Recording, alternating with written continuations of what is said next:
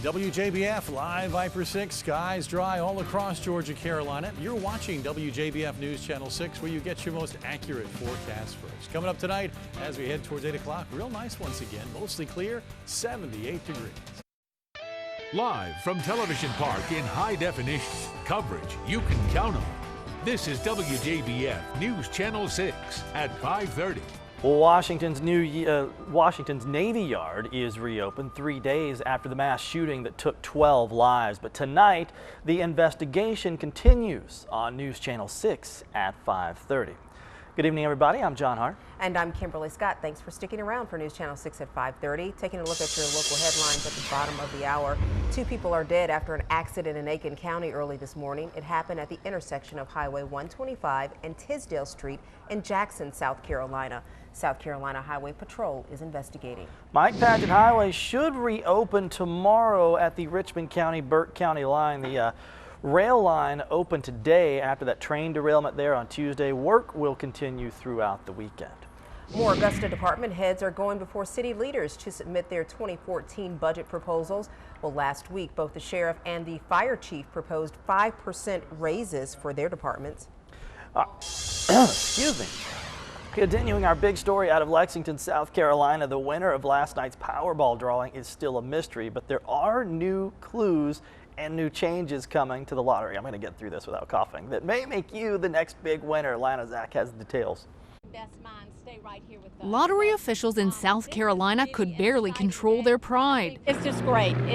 It's just, I can't tell you what it feels like to know that somebody has been that fortunate and that lucky. And for us, it's wonderful.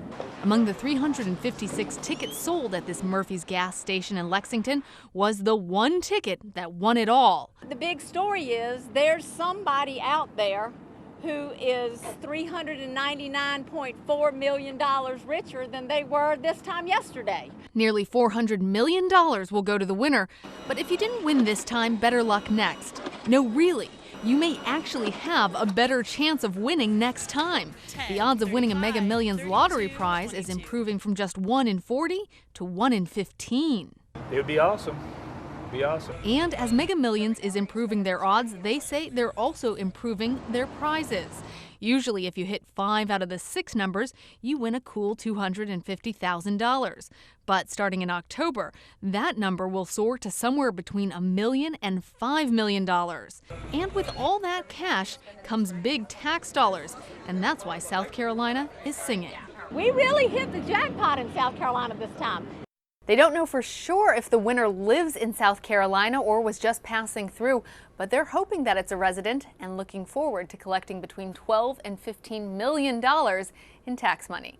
Lana Zach, ABC News, New York.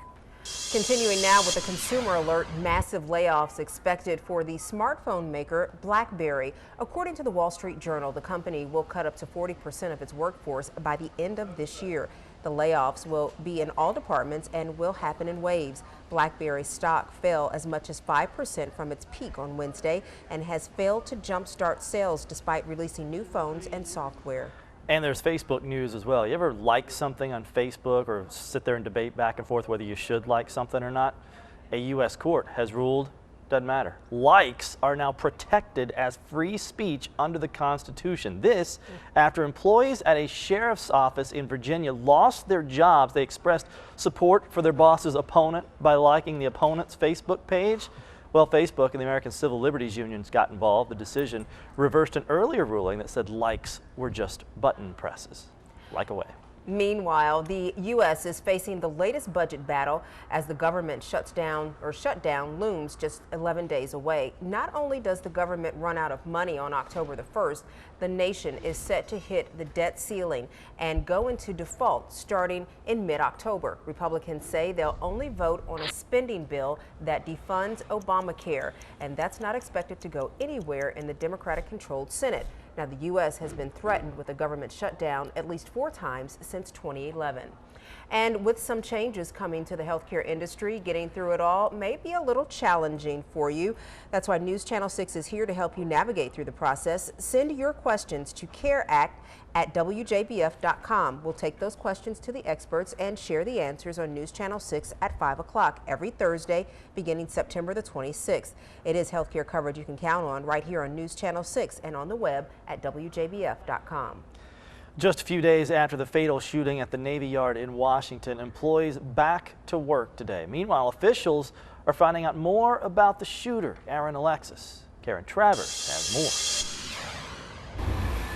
It was back to near normal today here at the Navy Yard. Employees returned to work for the first time since Monday's tragedy, but grief hung in the air. I'm kind of apprehensive to see how things go. It's going to be a new norm. It's going to be very difficult for a lot of people. Today, the FBI provided new details about how Monday's shooting transpired. Director James Comey said that Aaron Alexis entered Building 197, seen here in video shot yesterday and provided by the Navy. Alexis was carrying a bag and he went to a fourth-floor bathroom. He came out with a sawed-off Remington 870 shotgun and started firing almost immediately and at random. Alexis eventually ran out of ammunition and began using a gun he stole from a security guard he shot and killed. We're also learning more about a chilling encounter an Alabama family says they believe they had with Alexis last month. Glinda Boyd told ABC News she was with her family at the Norfolk, Virginia airport on August 4th when her 75-year-old aunt laughed loudly at a joke. Out of nowhere, a man who looked like Alexis accused them of laughing at him. He was point blank in our face, like 2 feet. He was in our face, and he was going off. He was loud. Investigators are still looking into possible clues that Alexis left on his weapon. He carved the words "better off this way" and "my ELF weapon" on the stock of the shotgun he used on Monday. The FBI said today that Aaron Alexis was able to move around Building 197 for 30 minutes before he encountered armed responders. He died after a shootout with police. Karen Travers, ABC News at the Navy Yard in Washington. A former Halliburton Energy Services employee has been charged with destroying evidence after BP's 2010 oil spill in the Gulf of Mexico. Anthony Balaminenti was a cementing technology director for Halliburton and was charged in federal court today with instructing 2 other co-workers to delete data during the post-spill review of the cement job on BP's blown out well. In Mexico, at least 80 people are dead after deadly storms from Hurricane Manuel rolled onto shore. Thousands now stranded in severe floodwaters, and rescue efforts are underway. 35,000 homes damaged or destroyed. Entire airports are underwater. That's left tens of thousands of folks stranded with nowhere to go, no food, and no supplies. It is hurricane season, but in Bozeman, Montana, looks like winter. This is the Big Sky Resort, and everything is covered in a layer of snow. But despite the weather, the resort or report is that it's still offering summer activities there at the resort. Now, the National Weather Service says that the weather will be cleared up and it will be sunny with a chance of thunderstorms by Saturday night. George Myers, I'm fine with that in like January or February, but I'll tell you what, it was, this morning I turned the air off, opened the windows. It was great.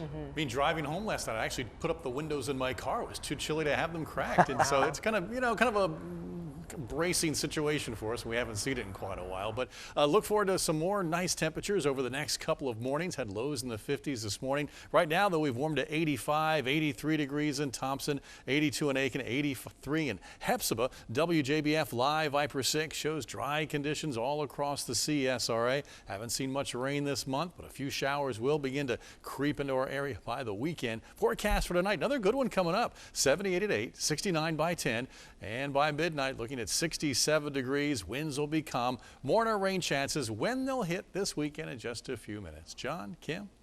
Thanks, George. Now, if you could make thousands of dollars for participating in a study, would you do it? Depends on what I'm doing. This one, apparently, you don't have to lift a finger. I'm still interested. Tell you what it is coming up. You're just kind of addicted to this feedback. You're addicted to the affirmation. Moms on Instagram, how much is too much? And are the kids suffering? We'll explore in what's trending. Taking a look at what's trending at 5:30, it's a growing obsession among parents. They want to capture their kids' every move and share it online. But when does parental pride become oversharing, and who's getting hurt by it? Bianna Goladrago with the story. Every outfit, hairdo, first day of school, all captured for the world to see via Instagram. For some moms, posting on the popular social media site has become their ultimate window to the world, to the point of obsession. People have play groups that they go to. I have Instagram. There you go. Lauren Hartman of Portland, Oregon is a stay-at-home mom to 20-month-old Fern. Can you say peanut butter? She posts on Instagram daily, but not just live spontaneous moments. She wants the world to see her daughter at her best. You're creating an image on social media, and you want your life to be perceived in this certain way. After posting, Lauren relishes the comment section and the likes she receives. You're just kind of addicted to this feedback. You're addicted to the affirmation. Guys, look at me! Pilar Clark, a mom outside of Chicago, describes herself as an Instagram junkie. I'm not really sure why I'm doing it so much. Even kids themselves have become digital celebrities. 5-year-old Alonzo Mateo, whose mom dresses him in tailored jackets and designer glasses, was named Instagram style icon by New York Magazine and already has 50,000 followers. It really is about the moms. It really is about what they want their perception to be. It's about what they are saying about themselves through their children. And with the focus on creating a well-choreographed digital story, moms can feel inadequate when things aren't that rosy. It's reality with filters and cropped out and caught at just the right moment. That's such a nice smile. I know that there are some naysayers that say by the time young children grow up, all of these things that are shared online will negatively impact how they're received, but a blog is really a love letter to my children. Albeit a love letter photoshopped to perfection. Bianna Goladrago, ABC News, New York.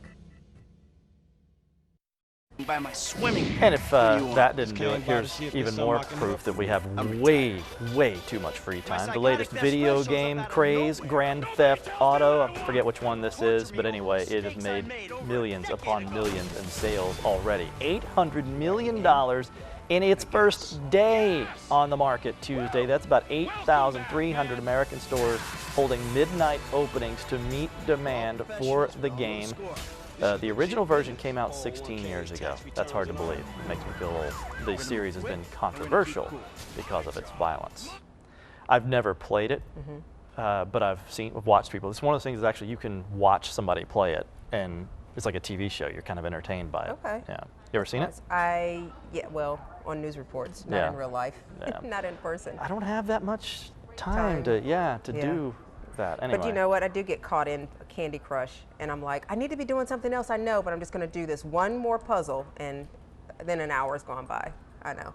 That's my little world over here. And if you want more of that, go to WJBF.com. Nobody's logging in, like enough already. The conversation during the break for our internet viewers only. Then here in the South, college football, it's like a religion.